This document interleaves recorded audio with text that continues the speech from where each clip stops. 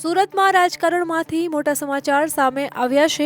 આમ આદમી પાર્ટીમાંથી ચૂંટણી લડી ચૂકેલા કરસનદાસ બાપુ ભાદરકા હવે કોંગ્રેસમાં જોડાયા છે। વિધિવત રીતે તેમણે કોંગ્રેસનો ખેસ ધારણ કર્યો છે। આ સાથે જ કરસનદાસ બાપુએ આમ આદમી પાર્ટી પર આકરા પ્રહારો પણ કર્યા હતા। તેમણે આરોપ લગાવી કહ્યું કે આમ આદમી પાર્ટીની વાસ્તવિકતા જોઈશે। આમ આદમી પાર્ટીનો હથિયાર તરીકે ભાજપ ઉપયોગ કરે છે।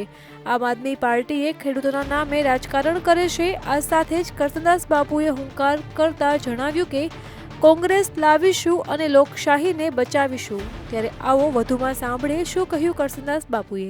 આમ આદમી પાર્ટીની વાસ્તવિકતા હું જોઈને આવ્યો છું અને ભાજપની વાસ્તવિકતા દેશ અને દુનિયા જાણે છે। 2 મિનિટમાં મારે કહેવું છે કે તમારે અને મારે સંકલ્પ કરવાનો છે।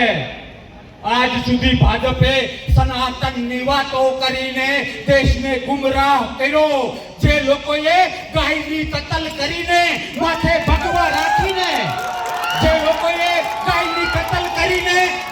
ભગવા રાખીને ગાયના માંસ ઉપર દાન લીધું છે એવા લોકોને ઘર ભેગા કરવા માટે આજે તમારી પાસે આવ્યો છું।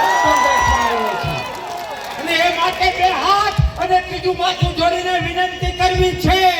આમ આદમી પાર્ટી તમે જ્યાંથી આવો છો, જે સોસાયટીમાંથી આવો છો, જે ગામમાંથી આવો છો, એને કહેજો કે ડરપોક ભાજપને કોંગ્રેસથી ડર લાગે છે।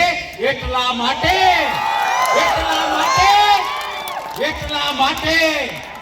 ગુઠ્ઠા ચાકાની જેમ ભાજપને કોંગ્રેસથી ડર લાગે છે એટલે આમ આદમી પાર્ટીને હથિયાર તરીકે વાપરે છે।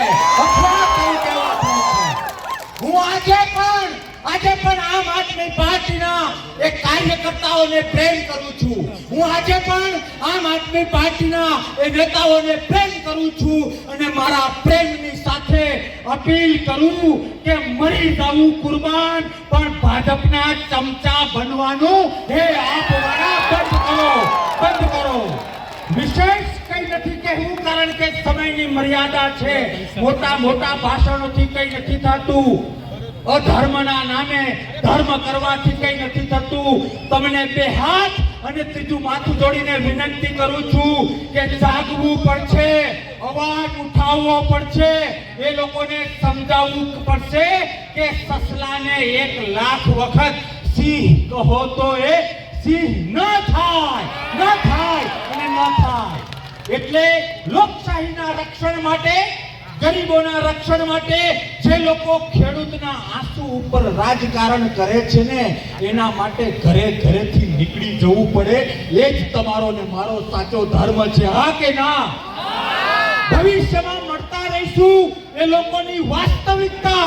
આજે મને સવારથી અત્યાર સુધી મીડિયાએ પૂછ્યું કે શા માટે તમે આમ આદમી પાર્ટી છોડીને કોંગ્રેસ જોઈન કરી રહ્યા છો, ત્યારે મેં મીડિયાને કહ્યું, તમને પણ કહું છું, ગામડે જઈને કહેજો, ઘરે જઈને કહેજો, આઝાદી એ આપણી માં છે કે હા કે ના? કોંગ્રેસ એ લોકશાહીના એક નાગરિકનું માવતર છે અને માવતર છે। આવો એ માવતરનું જતન કરીએ, એ લોકશાહીનું જતન કરીએ। અને મેં લોકોને મીડિયાવાળા ભાઈઓને કહ્યું, તમને કહું, તમે તમારા વિસ્તારમાં કહેજો કે ભાજપ કયું હથિયાર આગળ કરે છે તો કે હા, એ બધું જ આભાસી છે।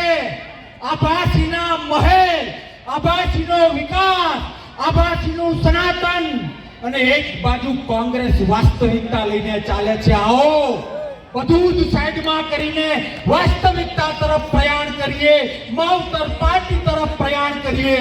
અને પ્રથમ દિવસે મારી ચેલેન્જ આપીને હું મારી વાત પૂરી કરું છું। ભવિષ્યમાં જ્યારે તમે આપણી આઈડિયોલોજીને લઈને લોકશાહીના રક્ષણ માટે બોલાવશો, પડકાર કરશો, ત્યારે અડધી રાત્રે આવી જઈશું। પણ એ લોકોને ચેલેન્જ આપવાની બહુ ટેવ છે। એ લોકોને એવું છે કે અમને જ બોલતા આવડે। હવે માવતર પાર્ટીમાં બાપ આવ્યો છે।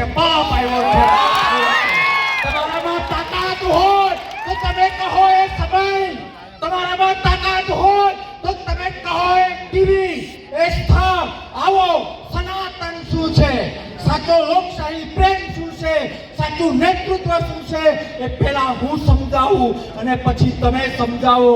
એક ઇંચ જો કરશન બાપુ પાછો પડે તો સમાધિ લેવા તૈયાર છે, સમાધિ લેવા તૈયાર છે.